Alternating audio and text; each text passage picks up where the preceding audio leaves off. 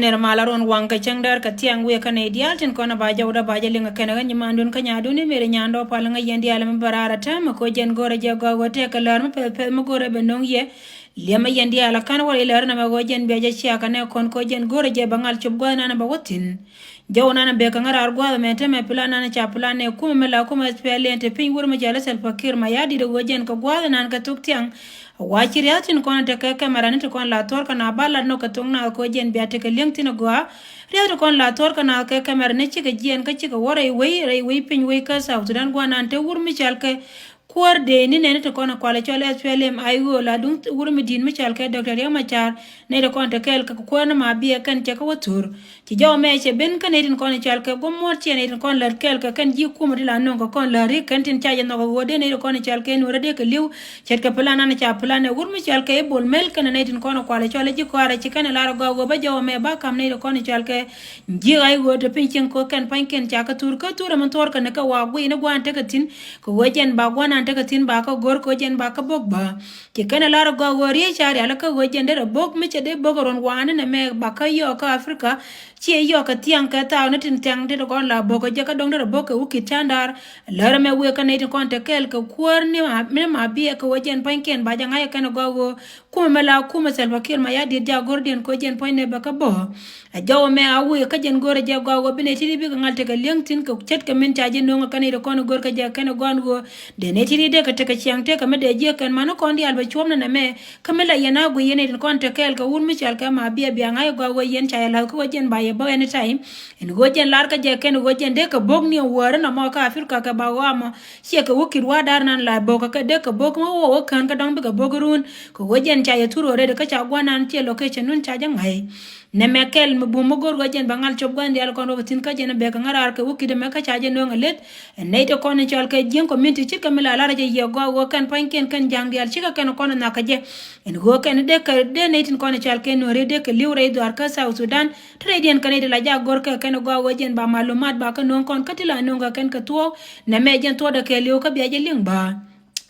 min dong dien goro wa banyo kama balar ne de koni chal ke no ri shene de kon rai ka to me rai nga me dum plana me na ko plana go te ke team bi gen bo ka USA team mo cha jalar go gen bo go do la ka do na wetin ka gori cha gori je ka social media kan tin koni cha no ne de kon la non ka tu kan go gen cha lara kan go na na apology letter ka ku ka me da na chito ka US kan ne de kon ko le chole ji we ka South Sudan entama me ko lo goro go balar ye tin ka gori je bo wang dun ba le ko je ne de kon chal ke no ri shi rai ka to me rai nga me che jo go gen point team ma chi team de me wona gen ka jaro ina cha gorte ka mi cha chot pinya kanere ko ne chal ke ji kume ko gora mana nang team siera man lo ne warga ga mo ko warga ngai ko ne go kan ko de la ka ko ngala taran ko gwa da mi cha ko tin siera an gwa mo mi nang warga garan nan te min ka yo we janan we mun go ran mi lo no go gen point me ko content ka yo la wona ko waiting ko yo ne janan la waktin mo lo no go na me we ka gen te me joje go gen point che de mara do warga ga mi chal ka apology letter kurai me ko lo ka ga dia la ko ne to gwa te lor ka ron ko kan panken badate ka mede no nyala ken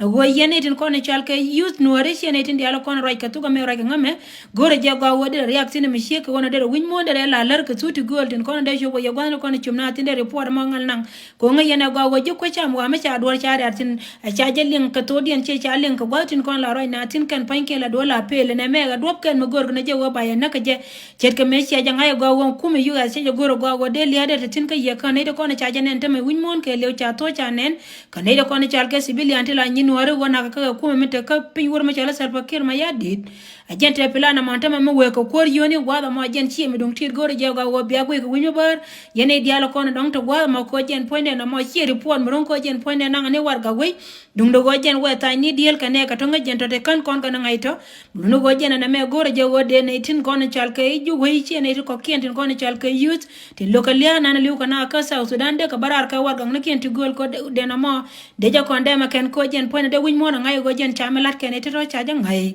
rai ma kel mo go go bia te ngai tin ne tin asen go agent ta me ko ro we na war ga ma chi ko war ga ni ka share information ka ko we ka ba ka chi muktab kwaran di ta ka gwanna men de wo gwado la mama gen point da cha wajo go ran yone men na war ga ma tare de metitin a gen ko la no je yen ta me enwar.tv ko gen bia te ka linkedin agwa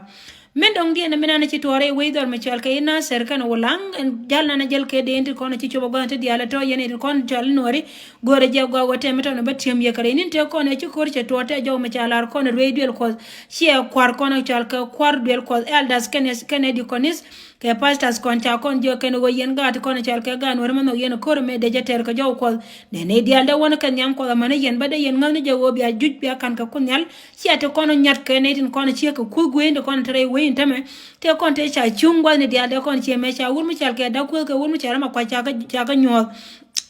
ya kon lue meda na jidel ko go yen pain kunde yen ga pal ka de na de ka nyur na mente ma ci gwada ci ben min nang na re dor mi chal ka ina ser kan wala ngene tina wi mon ke le ko jaw me ko la lar ye ko yen tama yen biya wakam ni kuna ko jen ke to on tama go yen biya rabui ne te dial te ko ne go ga jete tana de ci dwal ba ne din ko ne ci ne ken ti ci wore dien ba ka le ne bui ko yo na ma ba en ap ko yen biya na karo dun ya ko lar ne me min chala da ne tin ko ne chal ke go mor ci amnie go kuro mo cha jana go jen ni kuro bi ke bi ko wonye ya wajen go mi jel ga kel mi je ne ka dong yol che lar ka go hotel kuro bi ater ka ne di ala ti ka yen biya ribe biya wala ba ka jela ne bi nyen ka yem lo go jen biya jala lor ci ka tues ka godien jela kel ka godien mo charu na ka kakini mo lo go jaw me bala re ne tina go yen chora na me bel way kam ni kun ka biya bu ci biya go dong ci nyoni yen e jen do ban jeng na me da na ko lar ye ko ci iten la tema ro de jen lar ka ye ji ko zo go yen de no go de tin dia lo kon lar ka ro de ka lar ka do ko wo jen mi ci kan ci ko ci te de ci go ko kon ma pal kon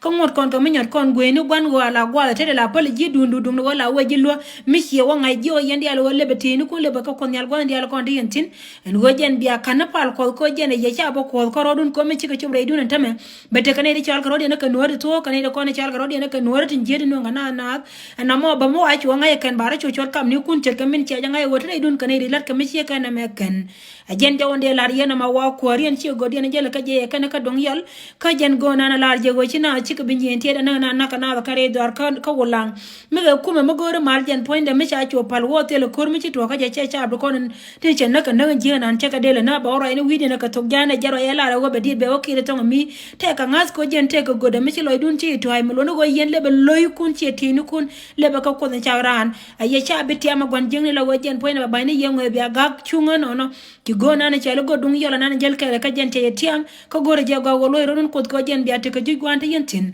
jawo me jen go go balar ya advice ka nga mi she ka wono ka jaro en cha lar ba kan ji jana geni tin non ko kon tu ken go kor nan ci kor mu de yen mai ter wa go na ci ben gwa da ma go kel me chen no gwa charo la wanya tin ka wa jen go ter ka kor jang wana dia la kon te ka tin ma ne ne ka South Sudan ci ji jube pan ken wa kan kwa je move to cha mo ne ka turbi le me jel ka je me la kas gwana na te tin me lo no go jen point me te ka kor me cin nyenye ne dan de to wo de mo ne ka tasir yen war gwana ta yen tin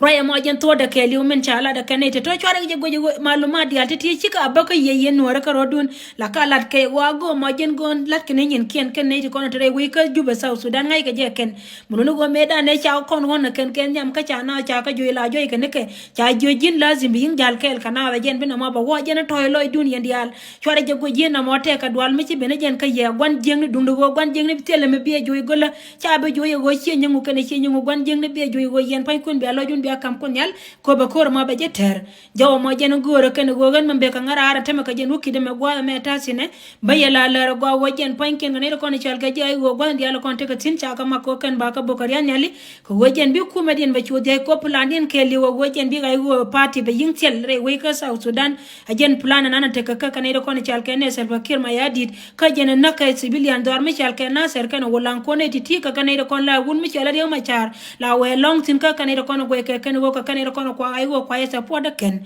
na me jen to da ke liu ka jen go ro be ka ngara ka jen ukide me yeneti na wi mon ke liu yeneti kono te jen go ndo kono be te jen tin lo ngo ko be information na me be je chia ka ku ko be ne ko ro de ala ka gwa nan te ka tin ko ken panken ta me chika go be to wo ken panken ba ka yin ma pin ka ba ka bokar yan nyali mu go kan cha ka boka ba wa ka apirka ka jen ba ka boka wukid war ka war irun ka war shi dong de ka boba ka wukid tandar gwa nan cha ala ka ken ne me jen mi la tode ka jena be ngarar ko gore je babu loye